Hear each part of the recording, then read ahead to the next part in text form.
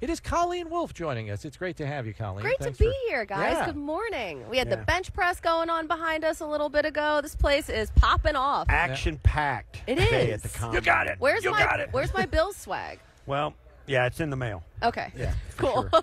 Yeah. we didn't have your size, which Yeah. so we'll get it. We'll get it I'll squared away. let you know Don't worry. it's small. Yes, we figured.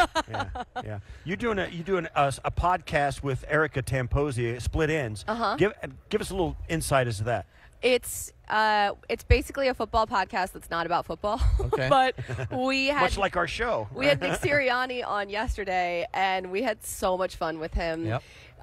We talked a lot about his visor and highlighters because he's super into those. Yep. But he was telling us that like the entire coaching staff has a competition of who can lose the most body fat over the off season. Oh, wow. Okay. And they got into something called the bod pod, which I don't Right. know what. Yes. Okay, what is the bod It's pod? a huge egg that opens up, and there's a seat in there, and you get in there nude. Yeah. Wait, what? This Yes. is information I need. Yeah, you needed that before. You Yes. got to do more show prep, Colleen. Yeah, here's what happens. Okay, you're you right. get in, and you have to exhale. You have to a thing. You exhale, so they get the volume of your lungs, your weight, and they extrapolate because they subtract the space in your lungs from your total weight and your mass. It's really and they high can- tech. And they say they know how much of your weight from the mass of your body, how much space you take up in that pod. Uh-huh. And they extrapolate everything, and they'd say how much of your weight is body fat and how much is everything Muscle else. and connective tissue. And Wow, so that's but great. you got to get in there butt I naked. wish I had that information ahead of time. But yeah, he said that some of the Yeah, it's not all that coaches took pretty. the information worse than others, and he probably took it the hardest. Yeah. Nick Sirianni. it's Well, it's it's competitive. humbling. Yeah. It It's can be very humbling. humbling. It's humbling. Wow, Um, that's why I haven't been in the bod pod. So I know you grew up an Eagles fan, being a Philly girl. It's like you're born So you into get it, Sirianni, yeah. and Sirianni is one of ours. He's a Jamestown, New York Oh, yeah, native, that's Western New right. York. Right. Grew up not too far away from where Commissioner Goodell grew up. So we've kind of followed him along through the process when he was coaching under Frank Reich and all of that stuff out in California, and then finally gets the head coaching gig, and he gets that team to the playoffs, which we know how demanding Philly fans are. And so you don't need to tell us about that. We're very familiar with that was you still guys. a massive surprise. But yes, Right. playoff berth, year one, that doesn't happen with first-year head coaches in this league all that often. No, and when you go back, and I'm sure you guys saw the introductory press conference that Nick Sirianni had, Philadelphia is an unforgiving city, Yeah. and he got a lot of slack. People were talking a lot of trash about Nick Sirianni at the beginning, and he was able to win over that city, and that is not easy hard to to do. That's what I was going to ask. It Has it is- flipped since he got there? Yeah, I think that people have really turned their opinions around on Nick Sirianni, and just seeing how much he cares. Like, that's all Philadelphia wants, and I think that's with a lot of cities, especially cities that are passionate about their sports. Yeah. They just want to know that you care as much as them, and that you are working as hard as you possibly can, and that you can put them in a good position. And I think that has come off, and you can tell how much Nick Sirianni wants to win, and that he's going to do whatever he can. And he is very charming in that way. Like, he said that he told us the other day that he's still he's learning, and he's learning the city, and he's learning how to kind of better conduct these press conferences, and that's a whole different skill. Like, not everybody has that, Right. and that's a difficult thing. Like, growing up, I was so afraid of public speaking. I hated it. I couldn't even read out loud in English class. And then things just change, and you get better at it, and you can kind of face those fears and figure it out. And I think Nick Sirianni has done such a good job, not only on the field but off the field too, in the relationships that he's built. So as you come into this draft or this combine, and you see everything starting to take off today, on the weekend. I mean, there's a lot more people here today. Yeah, and we look around the league, and it's a quarterback-driven league. Do you see any of the teams in the league, particularly with the free agent guys, the Aaron Rodgers and the Kyler Murray drama and the Russ Wilson conversation? Is there a team out there that needs a quarterback, and there's A lot couple of of them. handfuls? Yeah. Which one's going to do the biggest, most splashiest thing to get a guy? Yeah. It's it's so interesting, the quarterback situation this year, because no one knows for sure. As I'm looking at a monitor right next to us with Aaron Rodgers on it, it's all we're going to talk about. Nobody knows if he's going to stay or go. Nobody knows about Russell Wilson, if he's even available. And same with Kyler Murray. And then beyond that, you don't have any big name splashy quarterbacks. There's none in the draft.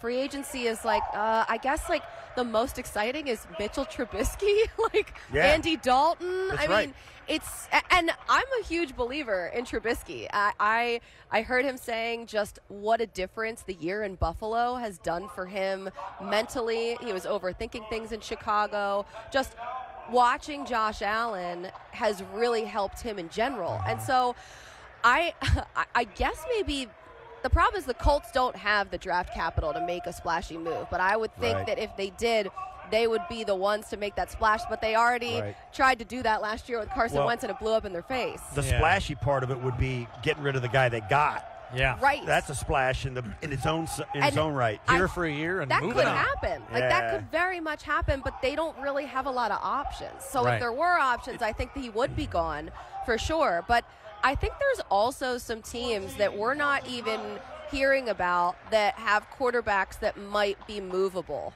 And just from conversations that I've had around the league. And so maybe there are some other players in this that could be moved and could be in these situations. Could be other chess pieces. Okay. Yeah, right. But I know the Broncos are desperate for a quarterback. They always are. 'Twas ever thus. So, I don't know. You know, you're going to be doing a lot of mock draft live here between now and the draft when you don't have elite quarterbacks to kind of gravitate to drive the conversation.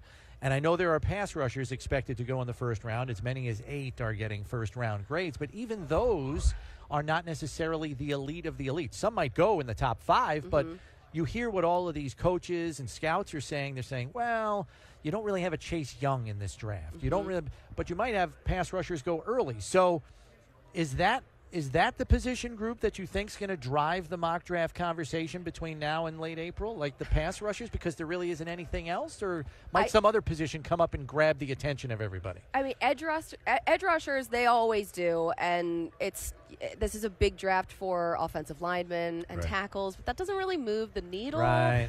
I was talking to our draft analyst, Lance Zierlein, as Shrimp Cocktail comes through right now. I don't know what's We have shrimp cocktail. Oh, What here. is happening? Do you guys get this all the time? Yeah, Absolutely, you know, I would love absolutely. some. Thank you. Yeah, he's a little late today. I just got to tell you. I got to get Shrimp Appreciate Cocktail that. Thank delivery you. on my shows. I don't even remember what I was talking about because we were talking about okay, what's going to move the needle here in the Shrimp mock draft. Cocktail. I was talking about that, right? Yeah. So Lance Zierlein said that this draft, it's very like a basic draft for essentials.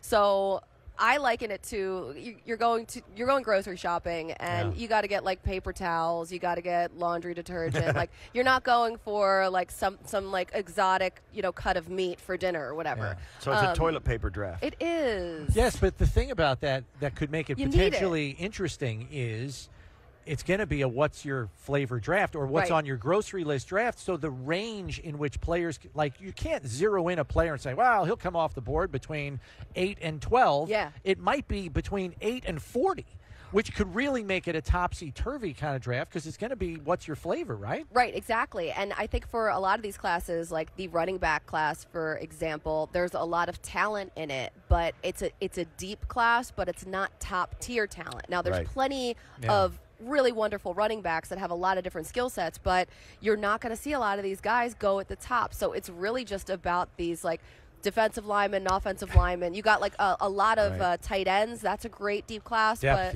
you don't have the quarterbacks or the wide receivers, and that's part of what runs this. To me, that makes this draft, I hate to say it like this, but it's really dangerous because you got a GM who could whiff on 4 top picks because you just couldn't, you grabbed him because that was your need. It was all that. But there's so much wide variety of guys. You could take him at 40 or you could take him at 20 and that wide range of possibilities.